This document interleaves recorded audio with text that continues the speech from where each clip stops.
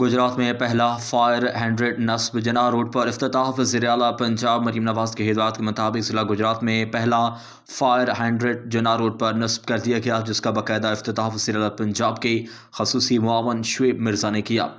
Fire ہائیڈرنٹ کی تنصیب سے کسی بھی ممکنہ آتش زدگی کی صورت میں فوری طور پر آگ بجھانے میں مدد ملے گی اور قیمتی جان و مال کے تحفظ کو یقینی بنایا جا سکے گا۔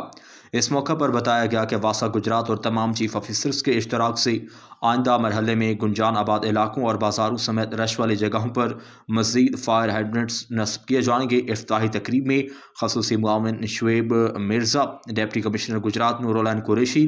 Assistant commissioner Gujrat Abdul Qadir Zarkoon, M D واسا کاشان حافظ بٹ و دیگر متعلقہ افسران بھی موجود تھے۔ خصوصی معاون شعیب مرزا نے اس موقع پر کہا کہ شہریوں کے مال اور جان کی حفاظت حکومت پنجاب کی ترجیح ہے۔